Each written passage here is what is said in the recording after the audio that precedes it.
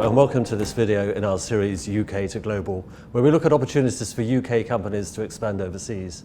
Today we'll be talking about opportunities in the USA. My name is Mark Harwood, I'm the lead partner in the US desk here in London, and I'm delighted to be joined by my RSM US colleague, Corey Howe. Welcome, Corey.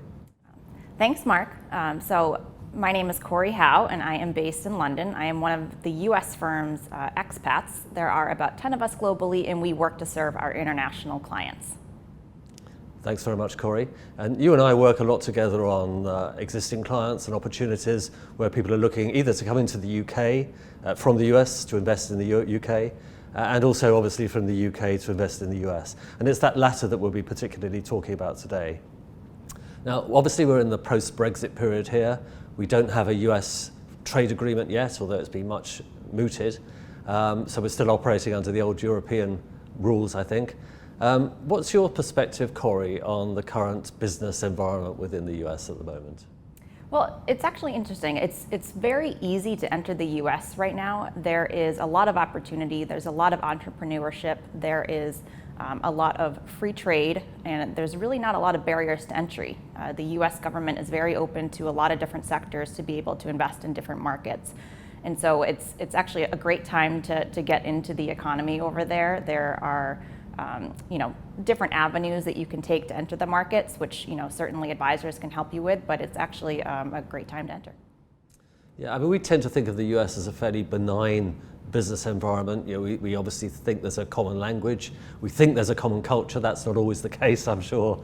But many companies actually that have gone from the UK into the US have failed. I mean, there's some large supermarket chains, for example, that tried to open in the US and that didn't really work. So it's obviously not quite as easy as we envisage. What do you see as some of the particular challenges? And you mentioned a couple of them then, that perhaps a middle market company in the UK that hasn't got the resources of a large supermarket chain, what sort of things should they be thinking about in advance of exploring a US option? Sure. So one thing to think about in terms of companies that are entering the US markets is that it's really not viewed as one country from the perspective of being an American. It's viewed as 50 different states. And so that means there are 50 different tax legislations, there's 50 different local cultures, there's 50 different regional markets, and having that viewpoint is incredibly important for anyone trying to enter the United States. And so that is the viewpoint that we expect people to think about in terms of America. Oh, thanks, Corey. I'm sure we'll explore some of those other areas in a little bit more detail in a moment, although obviously this is such a vast topic and the US is such a vast country that we can only really touch on things at a very high level. In terms of current trading activity, I think I was still surprised to see that the US is the UK's largest trading partner. And even more surprised actually that the UK exports more to the US than it imports, which was I felt was the wrong way around. I mean, the numbers are pretty significant in terms of trade, and I am going to have to look at my notes. Sorry. Yeah, no, it absolutely is. There is over 200 billion exports and trade between the U.S. and the U.K., so it's an incredible amount. And the U.S. is actually the largest consumer market in the world, which, as an American, I can attest to that. We do like to spend money, so it's certainly an interesting avenue to take. Yeah, no, absolutely. And in terms of just talking for a little bit about export activity, and then we'll talk a little bit more about inward investment. But in terms of export, I know that heavy manufacturing, cars, pharmaceuticals to a degree, those are all areas where there's a large amount of UK export. And actually many of the same sort of things are imported in the UK, not so much cars, but the other items, heavy machinery and pharma, etc. But a much larger part of the import-export activity is services. Is that what you see as well, Corey, in terms of servicing perhaps US clients in the UK and UK clients in the US? Absolutely. Professional services, insurance and pensions, IT, technology, working in that market is crucial for RSM and just for the general market of America. It's actually larger in terms of trade exports than consumer goods and consumer products. Great, thanks very much. So if I put myself in the position of perhaps a UK middle market company that's found the UK market saturated, they need to look for new markets. The US is obviously attractive because of the language options and the culture thing that we talked about before. What are the first things do you think that they should be thinking about, and who should they be talking to, apart from obviously RSM, who should they be talking to about that opportunity in the US? Yeah, and a lot of it comes down to how a company wants to enter into the market. There's a lot of different ways to come into the market in terms of private investors, private equity companies, that want to invest in smaller portfolios to set up in the U.S., potentially going public. All of what I'm talking about is quite a large conversation, probably for another time. But that is kind of a starting point in terms of how you're actually going to enter into the market in terms of investors, bankers. Again, tax advisors, accounting advisors, potentially how the company is going to be set up from an IT perspective, infrastructure. Are you going to have physical space within the state? Are you going to be primarily e-commerce? And so those are the types of questions that you want to be thinking about in terms of, where might you set up within the U.S.? Okay, and in terms of location, are there any preferred locations or any incentives perhaps to go into a particular location? I guess that's probably going to differ depending on the industry, et cetera. But absolutely, it does depend. It depends on the industry. New York, Illinois, Texas, and California are actually some of the more richer and larger states than some countries around the world. So it certainly depends on the markets that you're interested in. And thinking in terms of the U.S. as different regional locations and markets will help drive your decision in terms of where might the buyers be in terms of what your product is and what your service is that you're selling. I know in the past, when there was more travel from the US to the UK and vice versa, we had a lot of states coming over here, or even sometimes cities, or even parts of cities, and do a sort of trade pitch to UK companies. That's obviously not happened during the pandemic, but is that something that you expect to see a lot? And are there opportunities perhaps in some of those locations? I think we had someone from Austin, Texas, for example, come and talk to us about technology. Is that something we can expect to see more of?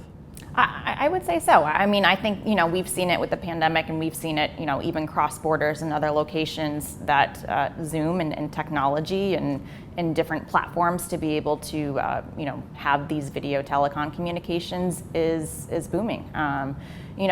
Social media, for example, is another avenue that companies are starting to use more and more in terms of, Instagram or Facebook or, those different platforms, and trying to get to the, consumers. I see it even with clients that we have. I follow some of our clients on those platforms, and those types of discussions I see more in terms of the virtual aspects, but I do see live conversations also occurring. That's an interesting point where you were talking about Instagram and access to markets through the web, because again I think there's perhaps a misconception here that one can set up a US operation perhaps to sell things online and then you're taxed in the state at which you set up, but it's not that simple, Corey, is it? It's actually a whole web of complications. Yes, unfortunately, that is probably the hardest bit about entering the U.S. is the tax legislation, and certainly at the federal level, but even more complex at the state level. And so, just because you are set up and incorporated in one state,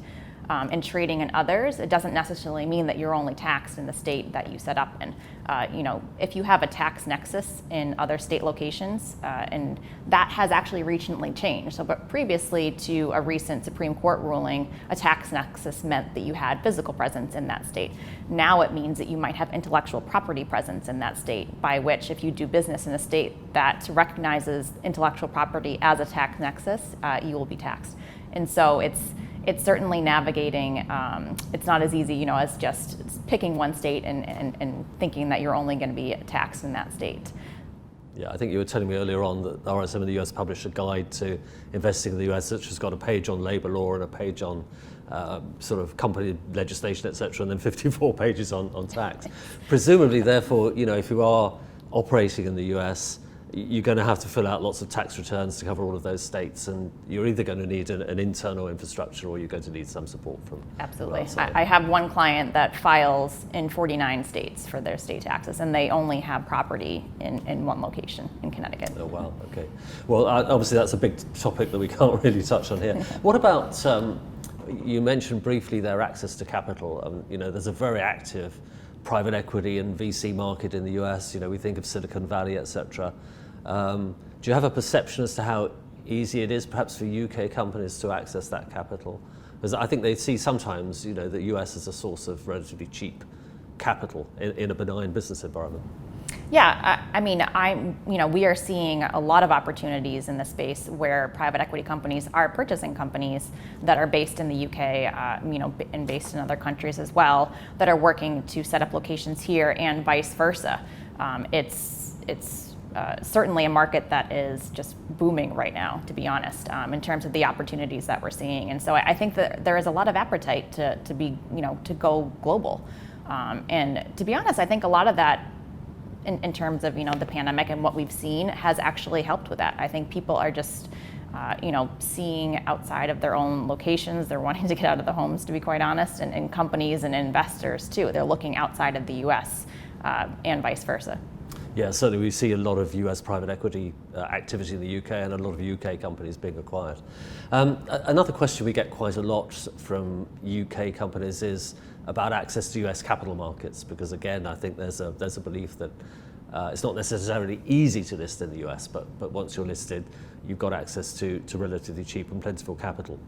But again, that's not as easy perhaps as people sometimes think. It's a very expensive and convoluted process. We can't really cover that in detail, but again, what are you seeing, Corey, in those sort of NASDAQ and related capital markets at the moment? Yeah, one area that we're actually starting to see a lot in is companies that are going through reverse mergers or SPAC deals. So it's when a company effectively purchases another company, a private company purchases a public company that's already listed and becomes the controlling owner of that company. And so that's one way, a much cheaper way to get onto the listed markets versus having to find investors already. And certainly that's one area that we're seeing. And it depends on the industry too. Certain industries are more ripe, I would say, for that avenue. Life sciences is one, technology is another, but that is not as expensive, but still, a fairly expensive way to get into the market. Yeah. And then just one other thought strikes me. How much can companies use the US as a jumping off point to invest in other territories? I mean, obviously there's Canada, there's Mexico, there's Latin America. Is that something that you see quite a bit, using the US as a stepping stone, really? Absolutely, and there are free trade agreements between Canada and Mexico, and so it makes it very easy and very enticing for companies that once they are into the US to then expand into Canada, expand it into Mexico. And the nice things about those countries is, again, that the tax is not as complex, and you might be able to set up subsidiaries in other locations to shift some of the tax liability related to what you earn in the US. Okay, and perhaps just talking a little bit about cultural differences as well between the UK and the US. You must have experienced that coming from the US to the UK, some of the language difficulties, but also the cultural difficulties. How do you think that manifests itself in terms of companies setting up, let's, for example, say in the southern states as opposed to the northern states, Minneapolis or California? What sort of differences can companies expect to see business-wise? Yes, absolutely. There are certainly a magnitude of different cultural differences between all the 50 states. And again, that's how we view the U.S. From that perspective. And I come from Massachusetts as a state in the Northeast, and I was told before I moved to the UK that I would have a harder cultural shock moving to the state of Texas than I will from the UK.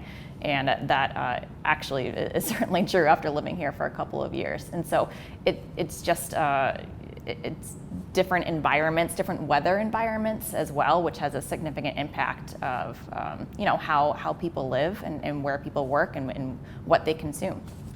Well, thanks very much, Corey. That was really interesting. We obviously touched at a fairly superficial level on a large number of areas there. And investing in the US is complex, but there are also very much attractions in terms of the business environment and the support that's available.